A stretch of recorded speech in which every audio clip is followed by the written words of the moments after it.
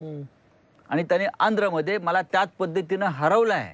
हे चंद्रबाबू नायडूंनी वारंवार सांगितलेलं आहे. हं, निवडणूक आयोगावर त्यांना विश्वास दाखवलेला आहे चंद्रबाबू नायडूंनी. हं, त्याच्यामुळे आता ही सगळी सुधारणा करण्याची जबाबदारी हं, सत्तेत गेल्यावर हं, चंद्रबाबू नायडू आणि नितीश कुमार यांची आहे ना. हं, या चिराग पासवान हं, यात जसं शिवसेनेचा पक्ष काढलं, चिन्ह काढलं आणि कोणाला तरी पक्ष दिला आयऱ्या-गायऱ्याला, हं, त्याचा संबंध नाही. चिराग पासवानच्या बाबतीमध्ये नेमकं तेच घडलेलं आहे. त्यांचा पक्ष लोक जनशक्ती पक्ष काढला, खेचून घेतला, चिन्ह केलं, त्यांचं चिन्ह काढलं, त्याच्या काकाला पक्ष दिला. हं, दिला ना. त्याच्यामुळे या सगळ्यांनी मोदी शहांची दमनशाही, लोकशाहीवरचा बुलडोझर कसा फिरतो हे पाहिल्यामुळे तुम्ही त्या सरकारमध्ये आता सामील झालाय आणि तुम्ही भाजपचे गुलाम नाही आहात, भाजपचे चमचे नाही आहात मोदी शहांचे. तुम्ही अंधभक्त नाही आहात. तेव्हा ही तुमची जबाबदारी आहे आता की लोकनियुक्त 2 मुख्यमंत्री तुरुंगात पाठवले गेले. हं, हे दुःख चंद्रबाबूंनी भोगलंय, त्यांना तुरुंगात पाठवलं खोट्या प्रकरणामध्ये. हं. आणि अमित शहांच्या आदेशाशिवाय जगन त्यांना तुरुंगात ठेवूच शकत नाही. तुम्ही एक निवडणुकीत हा मुद्दा म्हणायचा वारंवार विरोधी पक्षाकडनं की जर मोदी तिसऱ्यांदा पंतप्रधान झाले परत एकदा, जे आता होऊ घातलेले आहेत, तर देशामध्ये लोकशाही टिकणार नाही. ही शेवटची निवडणूक ठरेल. मोदी पंतप्रधान झाले. तुम्हाला अजूनही वाटतं का 2024 ही निवडणूक ही बघा, शेवटची आज निवडणूक त्यांनी आहे? सार्वमताची भाषा केली. हं, त्यांना लोकशाहीचं महत्त्व आता हळूहळू कळायला लागेल. हं, पण हे ढोंग आहे. मी परत सांगतो, हे ढोंग आहे. देशातली शेवटची निवडणूक ठरेल ही आम्हाला भीती होती जर मोदींना 400 पार हा आकडा पार करता आला असता तर.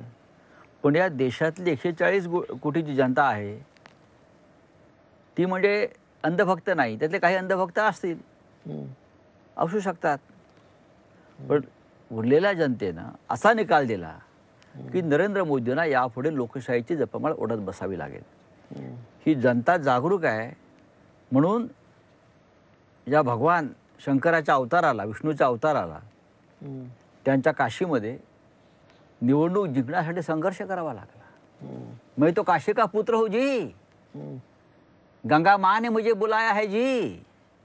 तर हे जी जी जी जी जे आहे, हं, पहिल्या 3 राऊंडमध्ये मागे पडले प्रधानमंत्री आणि 1,60,000च्या जेमतेम त्या मताधिक्यानं जिंकले. जे 5 लाखानं जिंकले, 4.5 लाखानं कधी जिंकले.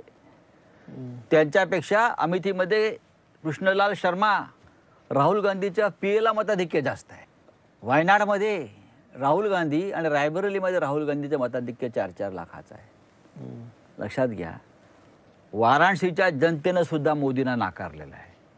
मोदींचे 17 केंद्रीय मंत्री पराभूत झाले. महाराष्ट्रात 4 केंद्रीय मंत्री पराभूत झाले. गडकरी हे भाजप म्हणून नाही, व्यक्तिगत म्हणून निवडून आले. गडकरींवरचं, नितीन गडकरींवरचं लोकांचं प्रेम की कधीतरी हा माणूस स्वाभिमानानं या हुकुमशाहीविरुद्ध उभा राहील ही एक आंधळी आशा, म्हणून लोकांनी नागपुरात त्यांना मतदान केलं आहे. आता तेही पडले असते. विकास ठाकरे यांनी फार जोरदार लढत दिली. 5 लाखांनी जिंकणं असं आमचे गडकरीजी म्हणत होते. तुम्ही जो आता उल्लेख केला गडकरींच्या बाबतचा, म्हणजे असं तुम्हाला वाटतं की भाजपमध्ये आता मेजॉरिटी नाही आहे, पक्षामध्ये नेतृत्व बदलाची चर्चा झाली असती, म्हणजे कुजबूज तर सुरू होती, ती समोर कधी आली नाही, पण भाजपमध्ये नेतृत्व बदल होऊ शकतो. आणि अनेकदा जेव्हा जेव्हा अशी चर्चा होते तेव्हा गडकरींचं नाव तिथे प्रामुख्याने येतं. गडकरींचं नाव प्रामुख्यानं येतं म्हणजे असं आहे की त्यांनी त्यासाठी स्वतःही काही हालचाली केल्या पाहिजेत. लोक स्वतः त्यांच्या वतीनं टाळ वाजवतात. हं, हां, हे काहीतरी करतील, हे काहीतरी करतील, असं नाही होत. In the interest of nation, in the interest of democracy, हं, in the interest of constitution, जागरूक नेत्यानं भूमिका घेतली पाहिजे ना. हं, सत्ता आणि पद इतकी वर्ष भोगल्यावरती आपण देशाचं काहीतरी देणं लागतो, लोकशाहीचं देणं लागतो. हे ज्यांचा जमीर जिवंत आहे अशा नेत्यांनी भूमिका घेणं गरजेचं. आम्ही घेतली ना. आम्ही तुरुंगात गेलो. आम्हालाही गुडघे टेकता आले असते, आमच्या कुटुंबालाही शरण जाता आलं असतं.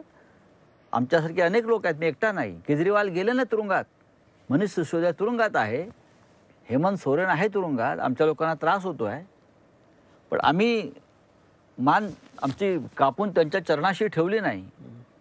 आता काय करणार तुम्ही, अजून करा, त्रास द्या.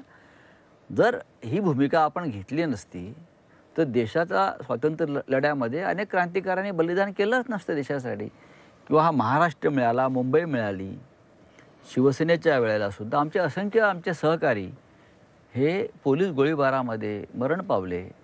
1992च्या दंगलीमध्ये अनेकांना आमच्याकडे हौतात्म्य पत्करलं. मग आम्ही काय नुसतं किनाऱ्यावर राहायचं का मासे पकडत? ही नेत्यांची जबाबदारी आहे ना. नुसतं काय बघताय? योग्य वेळेची वाट कसली बघताय? त्यांच्या भूमिकेला तुमचं समर्थन असेल? कोणाच्या? समजा गडकरींनी काय भूमिका घेतली तर? मी नितीन गडकरी हे नाव असं घेत नाही.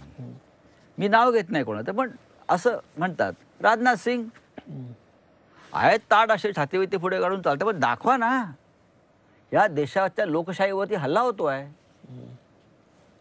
दाखवा ना तुम्ही मर्द आहात हे. या देशाच्या रक्षणाची जबाबदारी जर तुम्ही घेणार नसाल तर भारत माता की जय म्हणू नका. कशाला म्हणताय भारत माता भारत माता? RSSने का हेच शिकवलं काय तुम्हाला? देश आणि लोकशाही संकटात असताना शेपट्या घालून बसा. नड्डा म्हणाले की आता गरज नाही मला राष्ट्रीय स्वयंसेवक संघाची. बघा, नड्डा हे बोलकं बावलं आहे. नड्डा कोण आहेत? नड्डांना देशाच्या राजकारणामध्ये गडकरीनेच आणलेलं आहे. गडकरी राष्ट्रीय अध्यक्ष असताना जे काही अनेक लोक दिल्लीमध्ये आणले त्यातले नड्डा